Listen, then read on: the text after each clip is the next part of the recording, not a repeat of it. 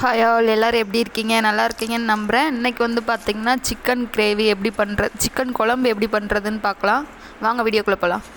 கறியை வந்து பொடி பொடியாக கட் பண்ணி வச்சு உப்பு மஞ்சத்தூள் போட்டு க்ளீன் பண்ணி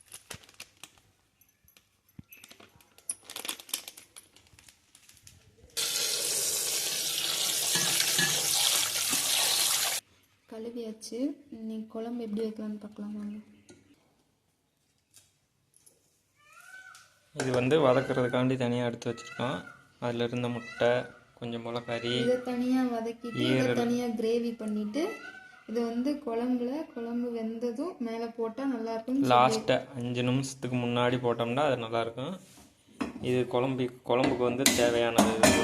இங்கே பாரு, சிலிண்டர் ஆன் பண்ணாமே பற்ற வைக்கிறியா? அது அப்போ தான் அதிகமாக பிடிக்கும்.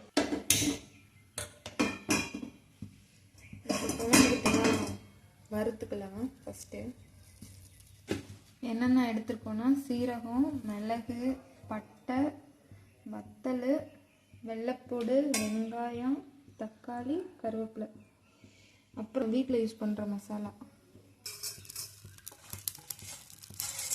ஃபஸ்ட்டு சீரகம் மிளகை வந்து அடுப்பு ரொம்ப சூடாக இருக்கும் நினைக்கிறேன்.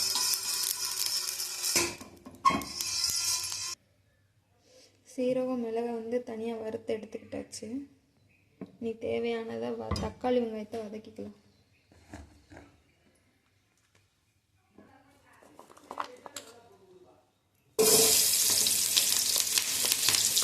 நான் வந்து குழம்பு சின்ன வெங்காயம் தான் எடுத்துருக்கேன். சின்ன வெங்காயம், வெள்ளைப்பூடு,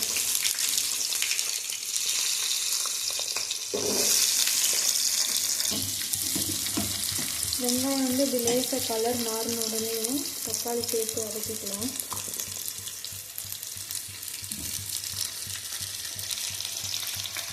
தக்காளி எத்தனை தக்காளி எடுத்துருக்கேன்?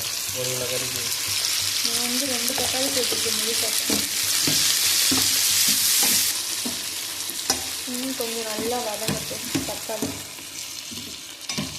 வதங்கினது மிக்ஸி ஜாருக்கு மாற்றிட்டு குழம்பு ஊற்றி வைக்கலாம். தக்காளி வெங்காயம் எல்லாமே தான் மிக்ஸி ஜாருக்கு மாற்றிக்கலாம். நல்லா ஆற விட்டியும் மிக்ஸி ஜாருக்கு மாற்றி அரைக்கிறதா இருந்தாலும் அரைக்கலாம். நான் மிக்ஸி ஜாரில் போட்டேன். வந்து வதக்கினது கூடயே வறுத்து வச்சு சீரகம் மிளகு சேர்த்துக்கலாம்.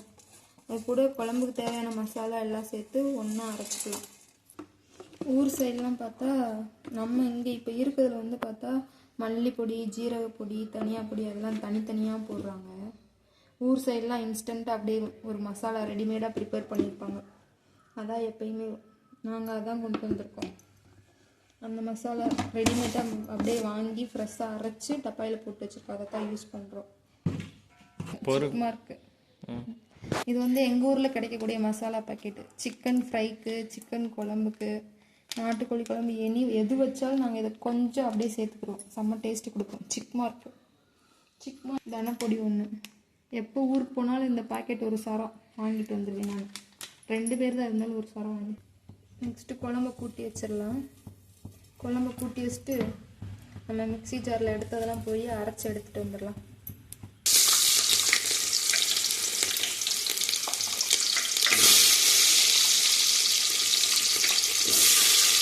இது வந்து குழம்புதா? குழம்பு கூட்டி வைக்கிறேன். வெங்காயம் நல்லா வதங்கினதும் அரைக்கிலோ வெங்காயம் திருப்பியா? அரைக்கிலோ வராது, 1/4 கிலோ வறுத்துருக்கேன். 1/4 கிலோ வச்சுருக்கேன் வதக்கிறதுக்கு தாளிக்கிறதுக்கு எல்லாம் சேர்த்து. வெங்காயம் நல்லா வதங்கினதும் நம்ம க்ளீன் பண்ணி வச்சுருக்க சிக்கனை சேர்த்துக்கலாம். சிக்கனை சேர்த்து தேவையான அளவு உப்பு சேர்த்து நல்லா கறியில் உப்பு பிடிக்கிற அளவுக்கு வேக வச்சுக்கலாம்.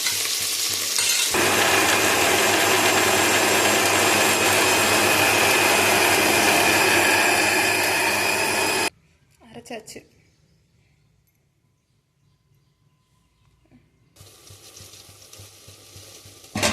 நல்லா கொதிச்சுட்ருக்கு.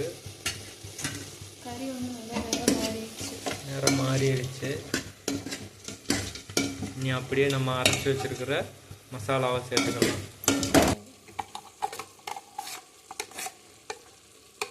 சேர்த்து தேவையான அளவு தண்ணி ஊற்றி கலந்து விட்டுக்கலாம்.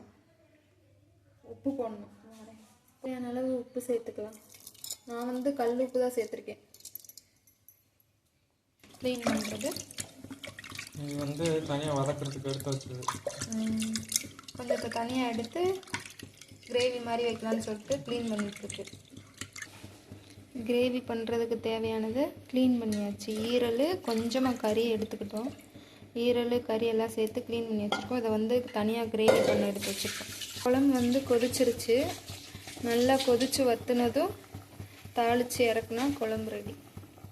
கிரேவி வந்து எப்படி பண்ணுறோன்னு பார்த்தீங்கன்னா, தக்காளி சேர்க்கல, வெங்காயம் சேர்த்து கருவேப்பிலை சேர்த்து நல்லா வதக்கிட்டு கறியை போட்டு நல்லா பொன்னிறமாக வதக்கிட்டு சிக் மார்க் பொடி காமிச்சோம்ல, அதை சேர்த்து நல்லா கிரேவி மாதிரி பண்ண போகிறோம்.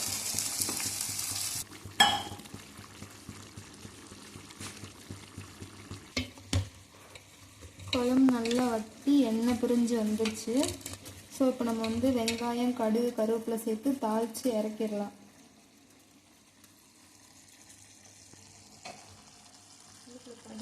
இது வந்து தனியாக நான் எடுத்து வதக்கிட்டுருக்கேன். குழம்புல வந்து நான் அவ்வளோவா விரும்பி சாப்பிட மாட்டேன். இது தனியாக வதக்கி தான் நான் சாப்பிடுவேன் எப்பயுமே. அதனால் வந்து நான் தனியாக வச்சு வதக்கிட்டுருக்கேன்.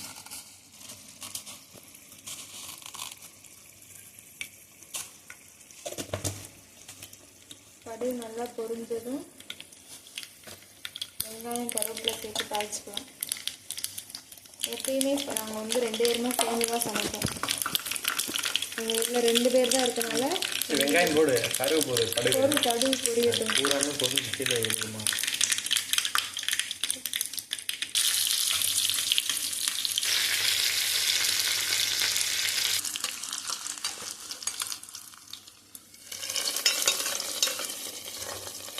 குழம்பு வந்து தாளிச்சாச்சு. நாங்கள் வந்து தோசைக்கு வச்சு சாப்பிட்ணுன்றனால கொஞ்சம் தண்ணி சேர்த்து வச்சுருக்கேன். தோசைக்கு ஊற்றி குடித்தா நல்லாயிருக்கும் அப்படின்னு சொல்லிட்டு. நீங்களும் இதே மாதிரி ட்ரை பண்ணி பார்த்துட்டு பிடிச்சிருந்தா கமெண்ட்டில் சொல்லிட்டுக்கோங்க.